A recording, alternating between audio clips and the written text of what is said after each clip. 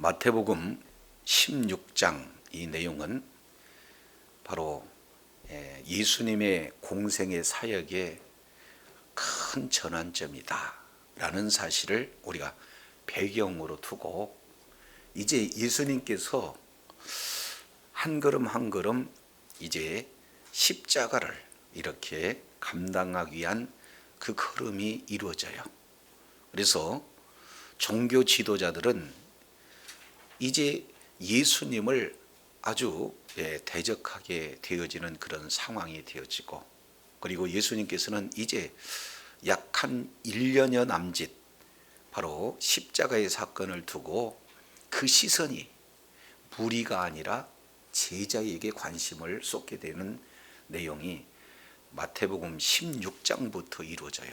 지금까지는 많은 다수의 무리를 향하였다면 이제부터는 소수의 제자들을 향하고 있는 그런 내용이 16장부터 전개가 되어집니다.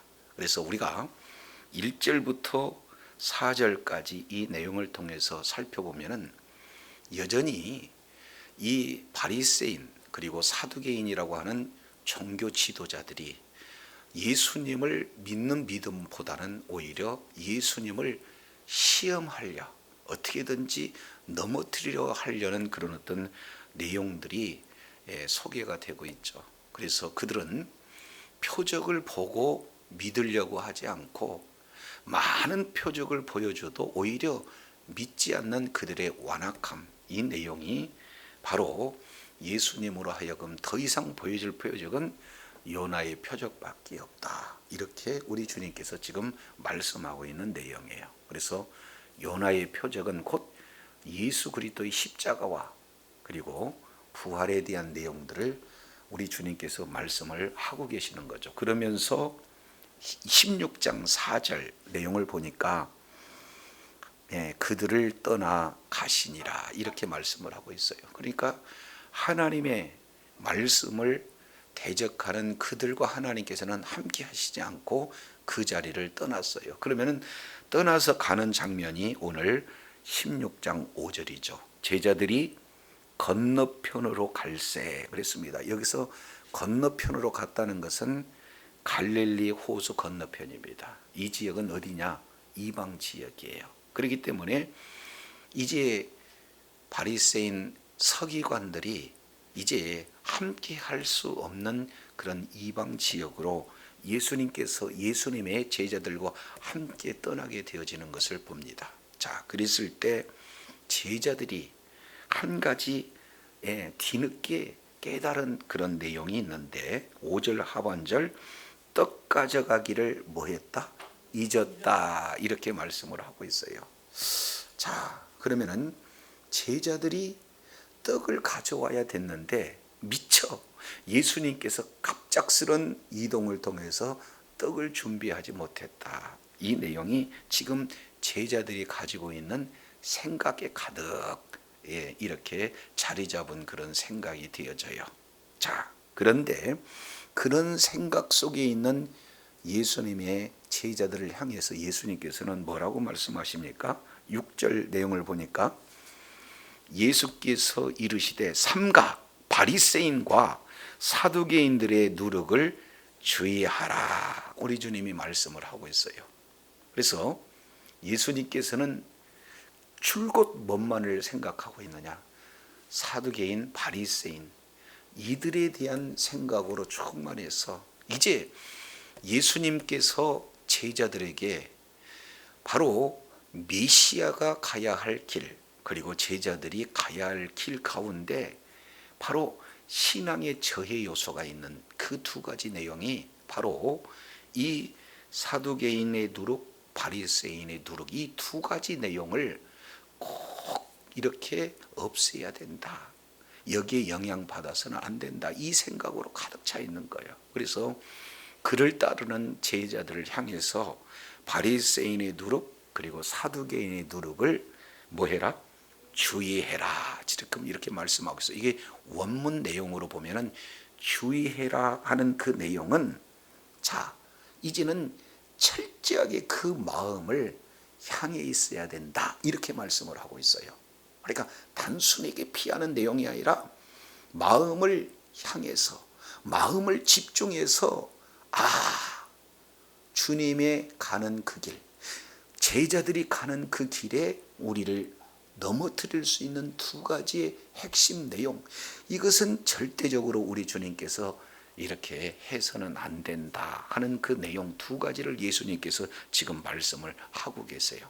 자, 그런데 예수님의 생각하고는 전혀 상관없는 생각을 그들이 하고 있습니다. 7절 보시죠. 제자들이 서로 논의하여 이르되 우리가 떡을 가져오지 아니하였도다, 이렇게 얘기를 하고 있어요. 그러니까 그들은 5절에 떡 가져온 것을 잊는 그 상태에 예수님께서 누룩을 주의하라, 바리새인과 사두개인들의 누룩을 주의하라, 이렇게 말씀을 했더니 그들이 뭐예요? 아니, 우리가 떡을 가져오지 않았네? 라고 그들은 뭐 하고 있어요? 예수님의 생각하고 전혀 다른 생각을 지금 하고 있다, 이렇게 볼 수가 있습니다. 자, 이 내용을 가만히 이렇게 살펴보게 되어지면은, 자, 관점의 차이가 이런 엄청난 생각의 차이로 이렇게 나타나고 있어요. 그러니까 평상시 무엇을 생각하고 있느냐에 따라서 이제 어떻게 됩니까? 그의 모든 반응이 사실은 결정이 되어지는 것을 볼 수가 있습니다. 제자들은 지금 떡을 가져와야 되는데 이렇게 생각하고 있는데 갑작스럽게 예수님께서 누룩을 주의해야 돼, 이렇게 말씀하니까 그들은 누룩이라고 하는 내용보다도 그 앞에 바리새인의 누룩, 그리고 뭐예요? 사두개인들의 누룩, 이것을 삼가 누룩을 주의해라 하는 이 내용을 다 문장을 듣지 못하고 뭐만 꽂혀요? 누룩에만 꽂혀요. 자, 그러면은 여기에 먼저 배경을 봐야 제자들의 상태를 알 수가 있고, 또 그들의 중심을 알아야 왜 예수님이 하신 말씀을 전혀 알아듣지 못하고 왜곡해서 들을까, 이 부분들을 우리가 생각해 볼 수가 있습니다. 자, 유대인들은요, 그들은 성민의식에 빠져 있어요. 그렇기 때문에 우리만 거룩하고, 그리고 이제 이방인들은 이렇게 거룩하지 않다, 바로 이제 그런 생각으로 가득 차 있습니다. 그러니까 유대인들은 이방인들과 함께 이렇게 교제하는 것을 극도로 꺼려해요. 그러니까 이방인 지역에 가는 것도 꺼려하죠. 그러면 이방 지역으로 예수님이 간다 그러면 시간이 지나면 뭐가 이렇게 하게 되는 겁니까? 먹을 거잖아요.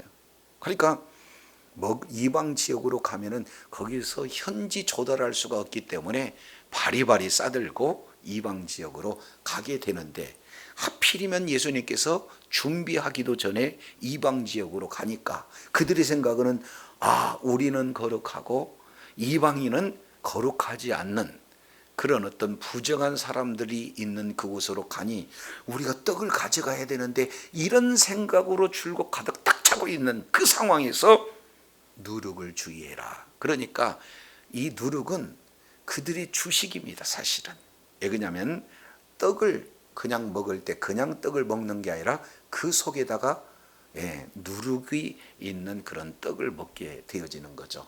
그러다가 보니까 예수님께서 떡을 가져오는 것이 가져오라는 내용을 우리가 못 알아들었구나 해서 서로 지금 뭐 하고 있다는 거예요? 의논하고 있다. 근데 이 표현이 의논이라고 표현은 되어 있지만 실제로는 의논이 아니라 어떤 내용이냐면 서로 사실은 격렬한 토론이에요. 심한 경우에는 지금 싸움까지 진행이 되는 거예요. 조금 현 상황에 의역해서 이렇게 해석을 한다면, 아니 내가 떡을 챙기라고 했는데 왜 떡을 챙기지 않았어? 아니 챙겼어야지. 지금 이렇게 하는데 이 내용이 원문 내용으로 보면 비완료예요. 그러니까 계속해서 서로 뭐예요? 예수님을 놓고 수군수군하고 서로 분쟁하고 있습니다. 이 문제가 지금 네 책임이냐 아니면 다른 사람의 책임이냐 서로 지금 다툼이 계속해서 연결이 되어진다는 거예요. 자, 그러면은 이들은 예수님의 하신 말씀을 바로 알아들었어요? 오해했어요? 오해했어요. 왜 오해했습니까? 그들의 생각이 어디에 꽂혔기 때문에? 떡에만 꽂혀가 있기 때문에. 그렇기 때문에 누룩이라고 하는 그 내용 앞에 바리새인의 누룩 앞에 사두개인의 누룩, 이 앞에 것은 다 제해져 버리고 들어야 할 자기들이 생각하고 있고 듣고 싶은 말만 들으니까 전혀 예수님하고 다른 그런 개념으로 지금 이해하게 되어져요. 자, 그런데 우리 주님께서 이들을 향해서 8절 이렇게 말하고 있습니다. 예수께서 아시고 이르시되 믿음이 적은 자들아 어찌 떡이 없음으로 서로 논의하느냐. 어찌 떡이 없어서 지금 그렇게 계속해서 다투느냐, 이렇게 표현을 하고 있어요. 그러니까 결국 다투는 가장 본질적인 내용은 뭐가 없기 때문에 그래요? 믿음이 적은 자들. 그러니까 믿음이 없기 때문에 떡이 없다는 것을 가지고 뭐 한다는 거예요? 계속 논의한다, 계속 다툰다 라고 이렇게 말씀을 하고 있는 것을 보게 되어집니다. 자, 그러면은 여기서 믿음이 뭐예요? 적은 자들, 이 내용은 신약 성경에 딱 5번만 기록되고 있습니다. 그것도 5번 중에 4번이나 마태복음에 기록되고 있어요. 근데 그 내용 하나하나 따지고 보면은 예수 그리스도를 믿지 않을 때 나타나는 그런 표현들이에요. 자, 그래서 믿음이 적은 자들아 하고 우리 주님께서 지금 책망을 하고 계세요. 나는 떡에 대한 내용을 하는 것이 아니다. 아직도 믿음이 없기 때문에 너희는 떡으로만 생각을 하고 있느냐, 이렇게 얘기를 해요. 자, 그러면서 이렇게 예수님께서 이제 설명을 해 주십니다. 그게 11절 12절 내용을 보면은 자세히 알 수가 있죠. 자, 11절 어찌 내 말한 것이 떡에 관한 것인 줄, 떡에 관함이 아닌 줄을 깨닫지 못하느냐. 왜 깨닫지 못하느냐. 지금 이렇게 말씀하면서 오직 바리새인과 사두개인의 누룩을 주의하라 하고 이렇게 다시 얘기했어요. 자, 그랬을 때 그들은 떡이라는 말만 들은 것이 아니라 앞에 바리새인의 누룩, 그리고 또 하나는 뭐예요? 사두개인의 누룩, 이 내용을 들었다는 거예요. 자, 그러면은 잘 아시겠지만 누룩은 성경에 보면은 좋은 의미의 그런 어떤 누룩의 개념도 있지만 또 뭐예요? 나쁜 의미의 누룩의 개념도 있어요. 그래서 누룩의 특징, 이 내용을 크게 내용을 보면은 2가지예요. 하나는 누룩이 들어간다 그러면은 이제는 아주 그 누룩의 영향이 급속도로 퍼지는 것을 볼 수가 있습니다. 그렇기 때문에 악한 그런 교훈이 바리새인 사두개인을 통해서 이렇게 뿌려지게 되어진다. 그러면은 그게 급속하게 확산되어진다는 거예요. 그러니까 확산되는 그런 영향력에 대한 부분이 누룩의 개념이에요. 2번째 내용은 영향력으로만 끝나는 게 아니라 어떤 내용이냐? 변화로 나타나요. 그러니까 이 내용은 아주 적은 양이 전체를 다 변화시키는 이런 어떤 내용이 되겠죠. 그래서 이 누룩은요, 그만큼 영향력이 강력하고 또 그에 따른 변화된 그런 내용들이 이렇게 나타나는 것이 바로 누룩이에요. 그래서 그때 당시 학자들은 이 바리새인들을 약 한 6천 명으로 바라보고 있어요. 그리고 사두개인은 그보다 더 적은 수로 말하고 있습니다. 그런데 유대교 전체 내용을 사실은 이끌어가는 그런 자들은 누가 되는 거예요? 바리새인, 서기관, 종교 지도자 몇 명이 이스라엘 전체를 지금 이끌어가는 그런 영향력을 가지고 있고 그들의 영향력을 따라 그들이 변화된 그런 어떤 내용을 마치 예수님은 뭘로 표현을 하고 있어요? 누룩으로 지금 표현을 하고 있어요.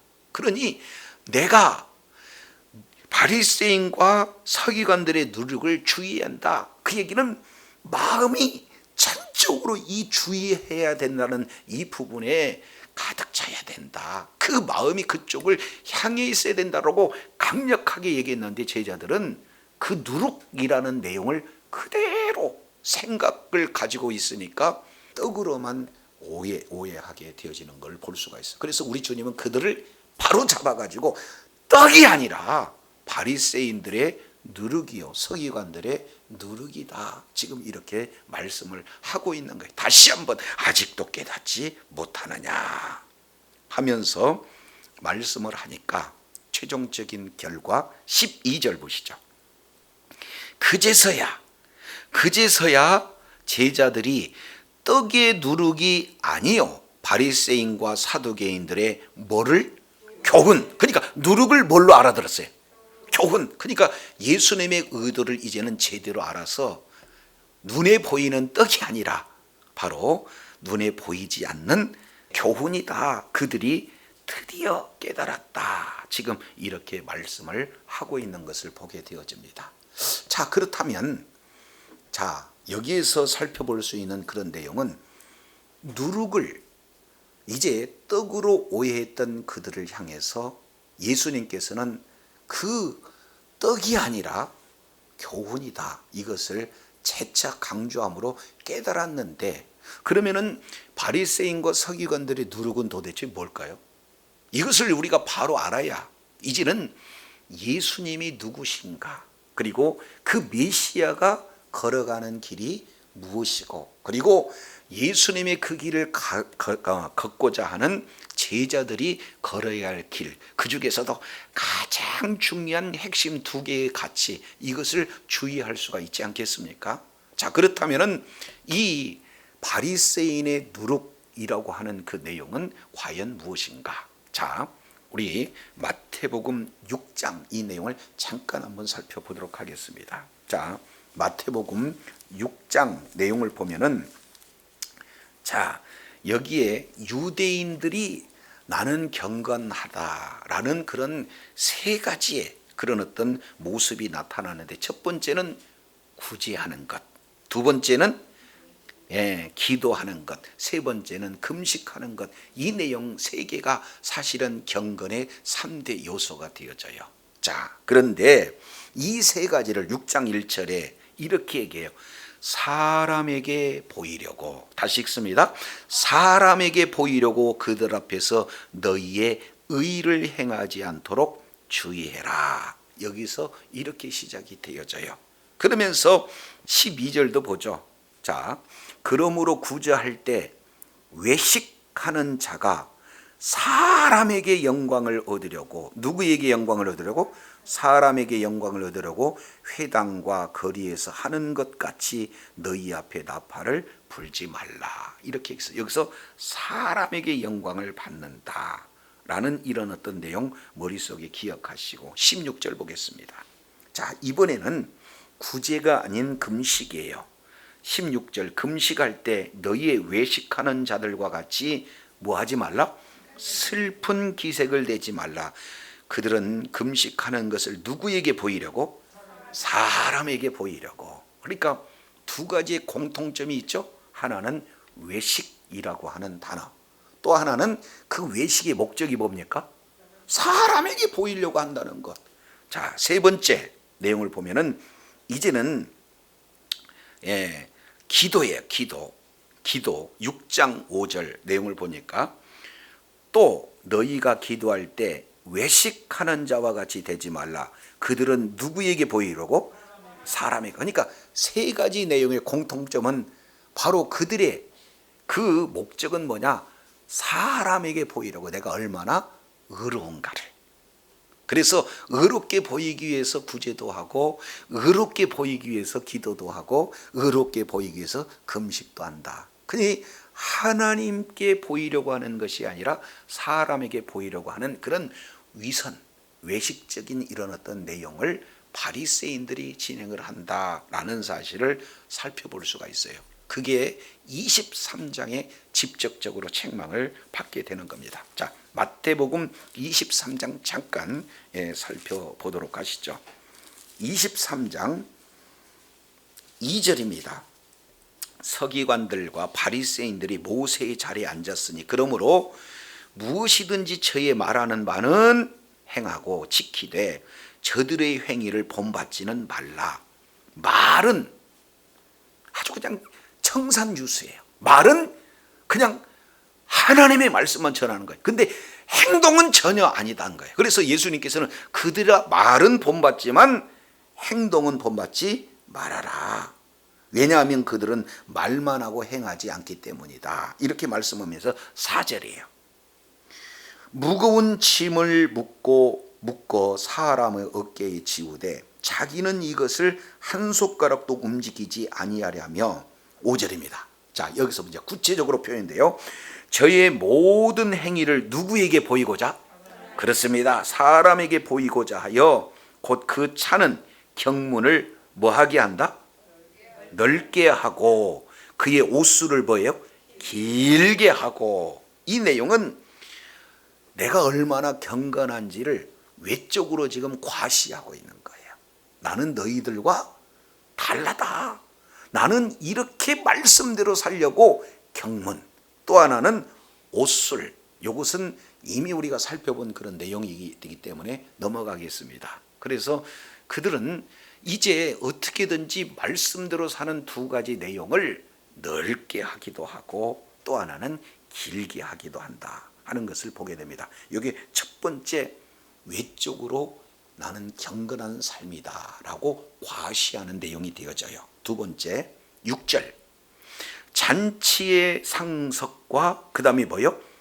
회당의 상석. 이 내용은 잔치, 이 내용은 바로 이런 세속적인 그런 영광을 차지하고자 하는 거예요. 동시에 회당의 내용은 종교적인 영광을 차지하고 있습니다. 그러니까 결국 이들은 과시욕이 있으면서 동시에 무슨 내용이 있어요? 명예욕이 있어요. 세 번째 내용을 통해서 보니까 7절 하반절, 자, 시장에서 문안받는 것과 사람에게 납비라 뭐예요? 칭함 받는 것을 좋아하느니라. 허영심이 가득합니다.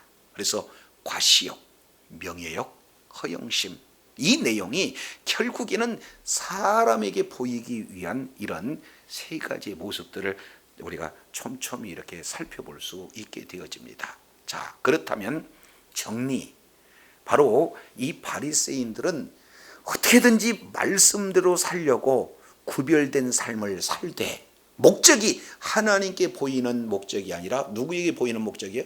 사람에게 보이는 그런 어떤 목적이다. 그래서 철저하게 그들은 외식주의자, 형식주의적인 그런 신앙을 말하고 있어요.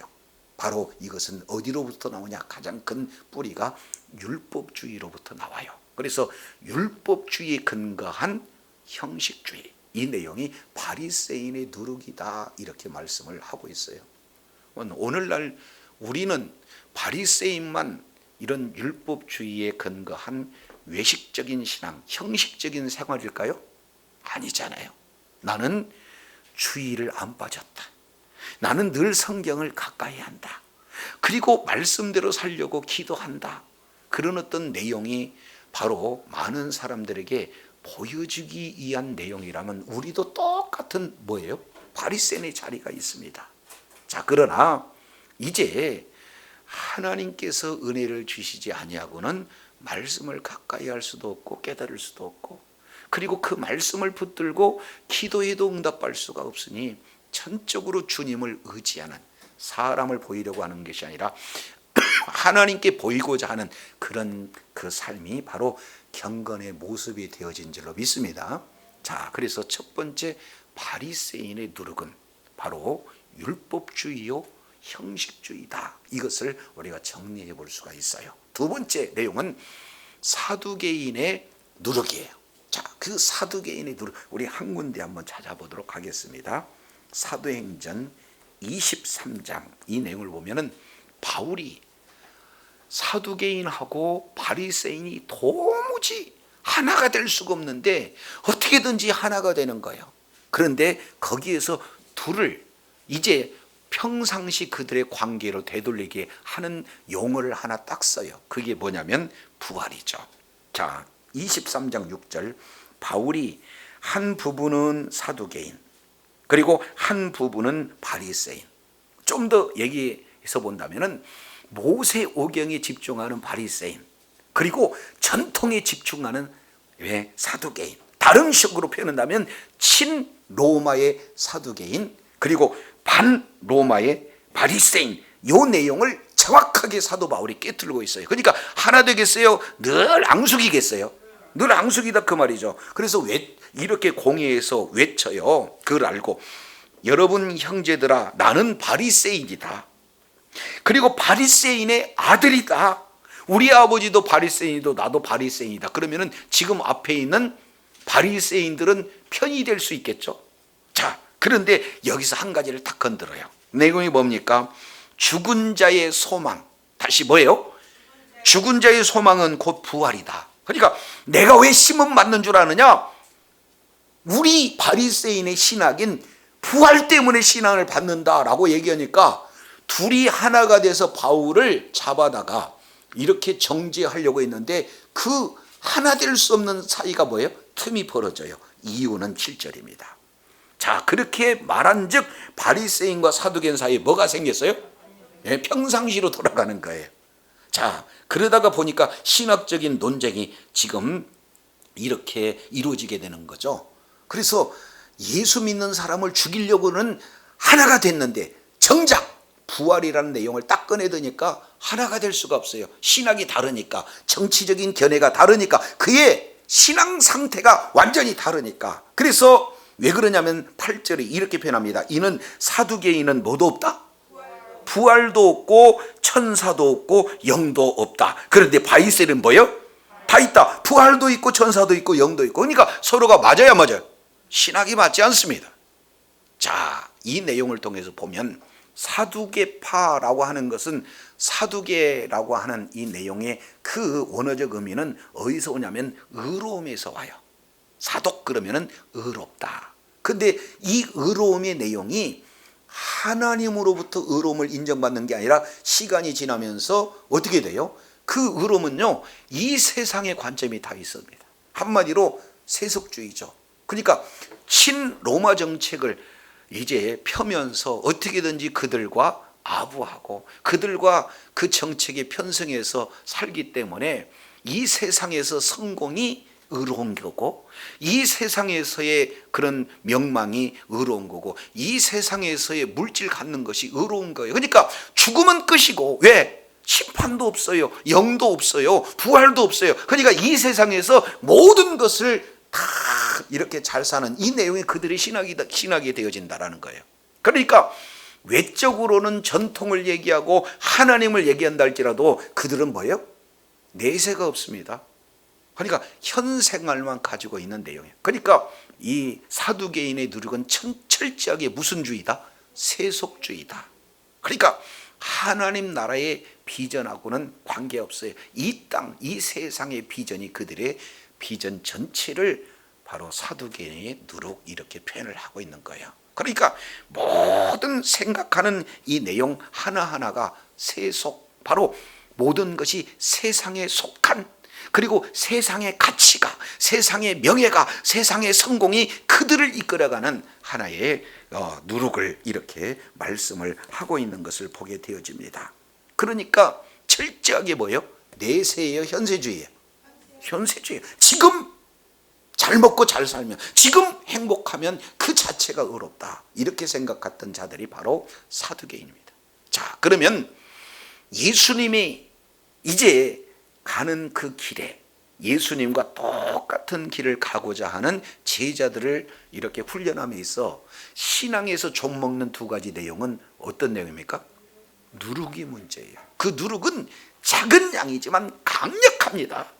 그리고 많은 사람들에게 아주 악영향을 끼치고 변화마저 시켜요. 그러니까 우리 주님의 관심은 너희가 나를 따를 때 최소한 바리새인의 누룩, 사두개인의 이 누룩은 주의해야 되는데 이것이 예수님의 마음으로 가득 찼는데 그들은 온통 먹는 것, 빵 문제, 떡 문제만 생각하니까 앞에 것은 싹 지어버리고 자기가 듣고자 하는 떡만 딱 이러니까 뭘 얘기하는 거예요?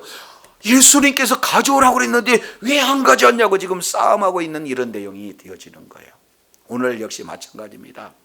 설교에서도 교회에서도 이 바리새인의 누룩, 사두개 누룩이 얼마나 강력하게 이렇게 뿌려지는 그런 상황인가. 저와 여러분 주의하지 않으면, 마음을 그쪽으로 정확하게 집중하지 않으면 언제든지 우리도 그 영향권에서 벗어날 수가 없어요. 그러잖아요.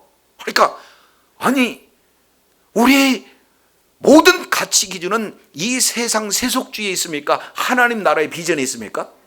하나님 나라 비전이 있잖아요. 그런데 모든 생각하는 것은 우리 가정이 잘 되고 우리 기업이 잘 되고 우리 자식 세계가 잘 되는 이런 사두개인과 같은, 그러면서 어떻게든지 많은 사람들에게 조금 더 허영심을 가지고 어떻게든지 명예욕을 가지고 어떻게든지 이제는 뭡니까? 형식적인 그런 어떤 삶을 살고자 하는 이런 바리새인의 누룩이나 사두개의 눈이 어마어마하게 우리들에게 얼마나 깊은 뿌리를 내리고 있는지 몰라요. 그러니까 이것을 우리 주님께서 주의하라 이렇게 말씀을 하고 있습니다. 그래서 저도 여러분도 바리새인의 누룩 이렇게, 그리고 사두개인의 누룩에 대한 정체를 바로 알고 끝까지 이 내용이 우리의 신앙 속에 뿌리 박지 않도록, 영향력을 행사하지 않도록, 더 나아가서 악한 영향으로 변화되지 않도록 저와 여러분 깨어 있어야 될 줄로 믿습니다. 자, 그러면 여기에 이 율법, 이 내용은 어떤 내용인가? 이 부분들은 잘 아시겠지만 이 공통적으로 이들은 뭐는 인정을 하냐면은 말씀은 인정하고 하나님은 인정해요. 그런데 무엇은 인정하지 않느냐? 예수님의 복음은 인정하지 않습니다. 그 삶에 예수님은 바로 그들의 메시아가 되어지질 않아요. 그래서 어떤 형태든지 예수님을 지금 대적하고 있다, 지금 이렇게 볼 수가 있습니다. 자, 그러면은 이 율법에 대한 내용을 사도 바울은 로마서 7장에 뭐라고 말씀을 하고 있냐면, 이 율법이라고 하는 이 내용은 거룩하다, 그의 계명도 거룩하고 의롭다, 그리고 선하다, 이 내용을 로마서 7장 12절 이 말씀을 통해서 하고 있어요. 그러면은 왜 율법을 주었는가? 율법을 주신 내용은 뭡니까? 거룩하게 살라고, 의롭게 살라고, 선하게 살라고. 그러니까 율법을 보지 않고는 의로운 것, 거룩한 것, 선한 것을 살 방법을 우리가 알 수가 없게 되어지는 거예요. 그러니까 이런 면에서 율법은 뭐예요? 굉장히 우리들에게 유익하게 되어지는 거예요. 그러니까 율법대로 살려고 하는 바리새인들은 출발점이 굉장히 좋은 그런 어떤 출발점이 돼요. 왜? 하나님 앞에 바로 살아보려고 몸부림을 치니까. 자, 그런데 정작 이제는 죄의 씨가 있는, 그래서 죄인으로 잉태된 우리는 죄를 안 지을 수 있나요? 죄를 지을 수밖에 없잖아요. 그러니까 말씀대로 살려고 몸부림을 칠 수는 있어도 다 말씀대로 살아서 바로 율법에 요구한 의롭고 거룩하고 선한 이 일은 할 수 있다 없다? 할 수 없다. 그런데 율법 이 내용을 통해서 보면은 결국에는요, 할 수 없는 그것을 그들은 할 수 있다라고 주장하는 거예요. 그래서 우리는 어떻게든지 말씀을 지켜서 의롭고 거룩하고 선하다라고 주장하는 자들이 누구예요? 바리새인들이에요. 그러니까 살지 못하니까 나중에는 하나님께 보이려고 하겠어요? 사람에게 보이라고 했어요?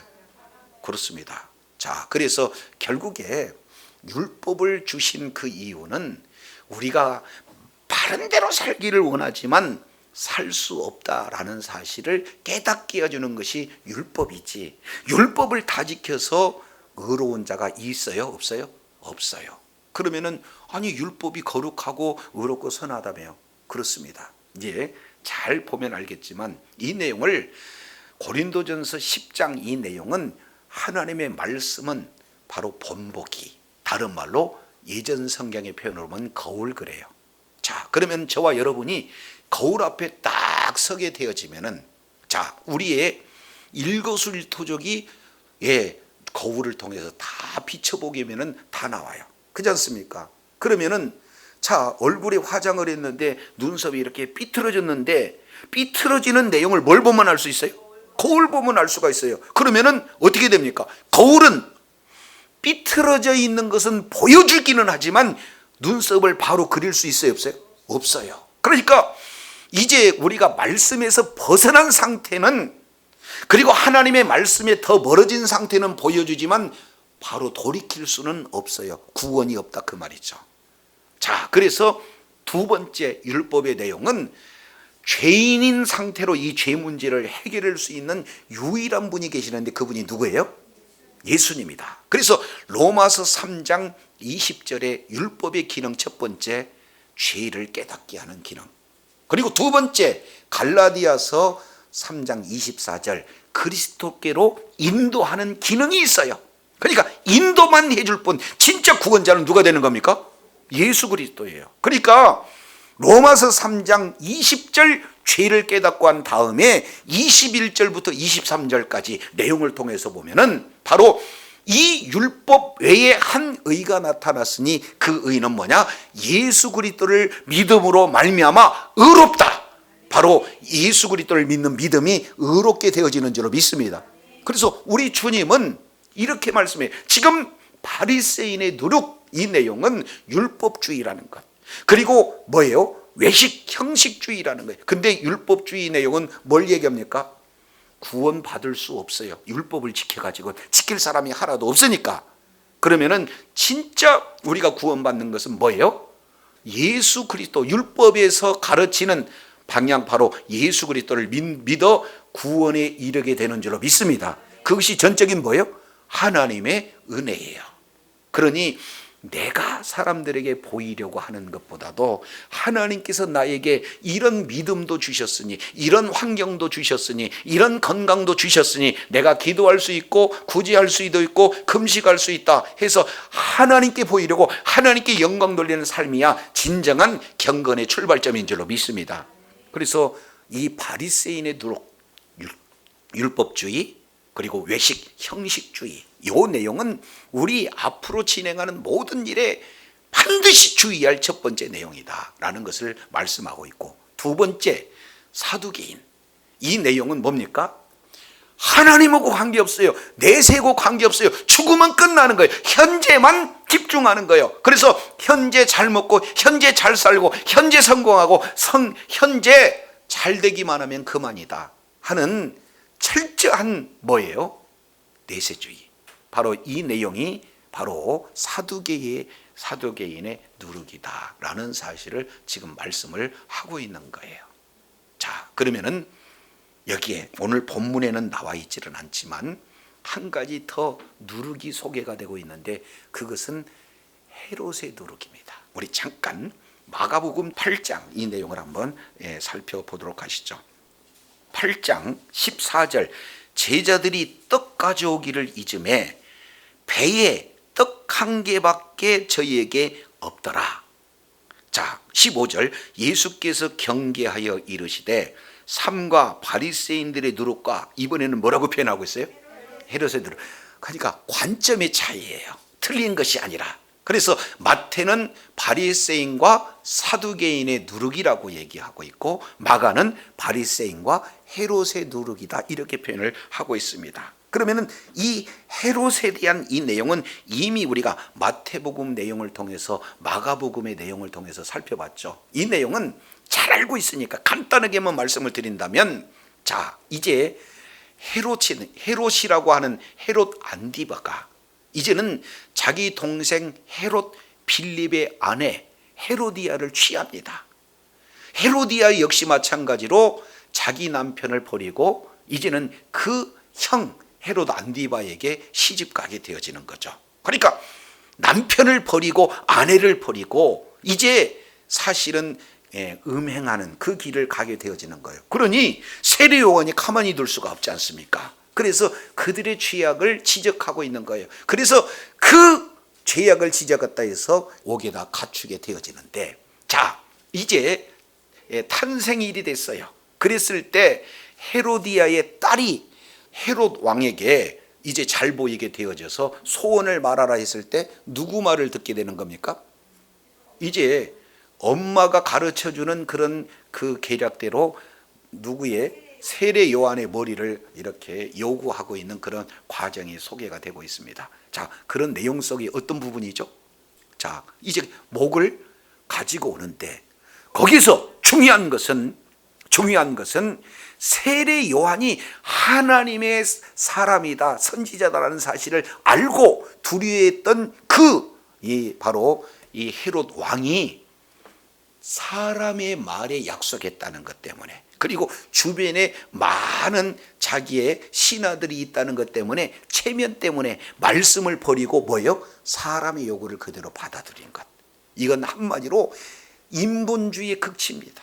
동시에 체면 문화의 극치다라는 것을 볼 수가 있어요. 그래서 이제 헤롯의 누룩, 이 내용은 정치적인 내용으로 체면을 앞세우고 하나님의 말씀보다도 사람들에게 잘 보이려는 이런 인본주의 극치를 다른 말로 뭐라고 표현하고 있어요?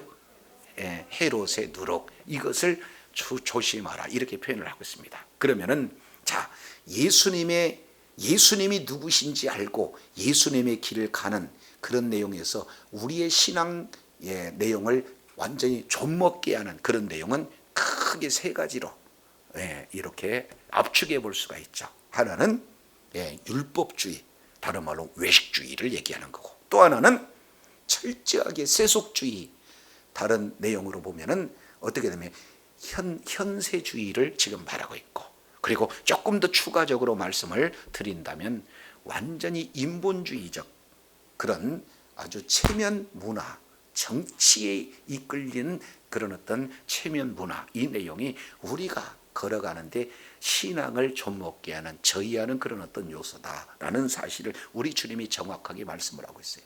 그래서 이런 내용을 이제 관점이 차이가 있는 것을 바르게 우리 주님이 교정시켜 줘서 우리가 이렇게 나가야 할 그런 핵심적인 신앙 요소를 이렇게 살펴봤습니다. 자, 그렇다면 이러한 바리새인 누룩, 헤롯의 누룩, 그리고 사두개인의 이 누룩, 이것을 진짜 없앨 수 있는 그 방법 세 가지가 소개가 되고 있어요. 그 내용이 9절 10절입니다. 자, 9절 10절 내용을 보니까 이렇게 말씀하고 있어요. 너희가 아직도 깨닫지 못하였느냐? 깨달아야 된다는 거예요.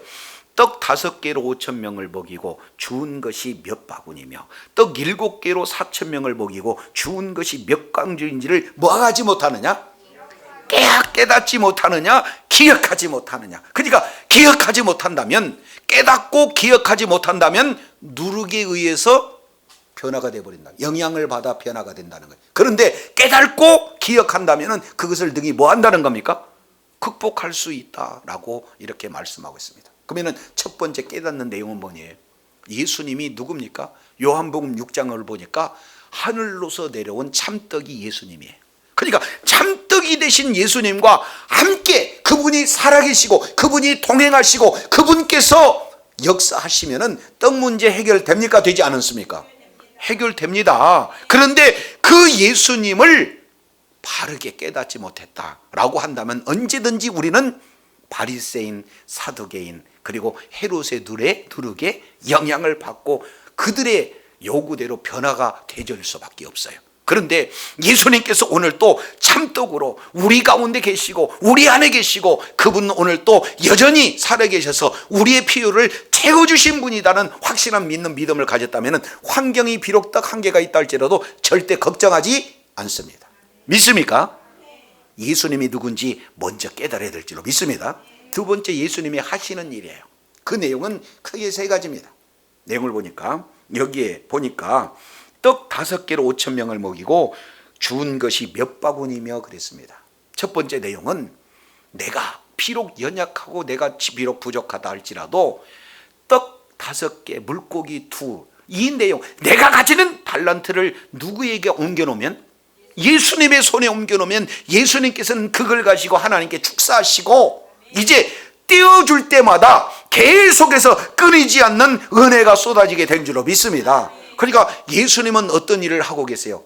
비록 작은 것이다 할지라도 내 가진 것을 귀하게 여겨서 작은 것을 통해서 마음껏 일하시는 분이 바로 우리 예수님이신 줄로 믿습니다. 그러니까 누구에게만 내어드려야 돼요?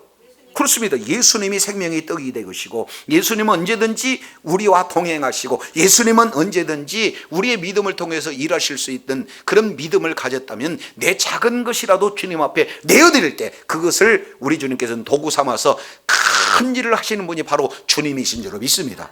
두 번째 내용을 통해서 보면은 5,000명을 모이고 12광주들이 모였어요. 그러니까 아주 조금 주셨어요? 풍성히 주셨어요? 그러니까 우리 주님의 일하시면요 조금이 없습니다. 풍성한 줄로 깨달으시길 바랍니다. 그러니까 풍성하게 공급하시는 주님이세요.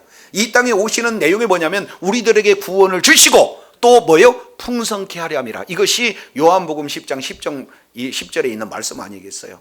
그렇기 때문에 우리 주님께서는 우리 가진 작은 것을 가지고 기적의 역사를 베푸시는데 그 기적을 통해서 모든 이에게 풍성하게 공급해 주신 분이 바로 주님이신 줄로 믿습니다. 세 번째 예수님은 어떤 내용인가 봤더니 5,000명을 먹이고 주운 것을 12바구니, 그리고 4,000명을 먹이고 주운 것이 뭐예요?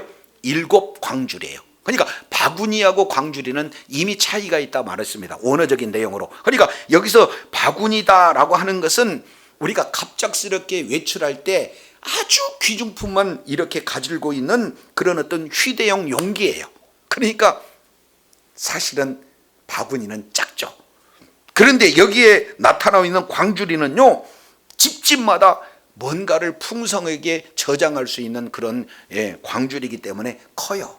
그러니까 실제 남은 것은 5병 이하의 때보다 7병 이하의 때 더 많은 것이 남게 되어지는 거잖아요. 그러면 이미 우리가 살펴봤을 때 우리 하나님께서는 바로 유대인들도 우리 주님이 긍휼히 여겨서 5,000명을 먹이고 12바구리 남긴 것 같이 이방인에게도 동일한 은혜를 주시는 차별 없이 공급하시는 주님이신 줄로 믿습니다. 그러니까 예수님은 산떡이세요. 예수님은 일하시되 작은 것을 가지고 일하시고 풍성하게 일하시고 차별 없이 일하시는 예수님이 지금 같은 배에 함께 동행하신다는 이런 확실한 믿는 믿음을 가진다면 저와 여러분은 이제 어떠한 바리새인의 누룩이나 사두개인의 누룩이나 헤롯의 누룩이 우리를 침범할 수가 없는 줄로 깨달으시길 바랍니다.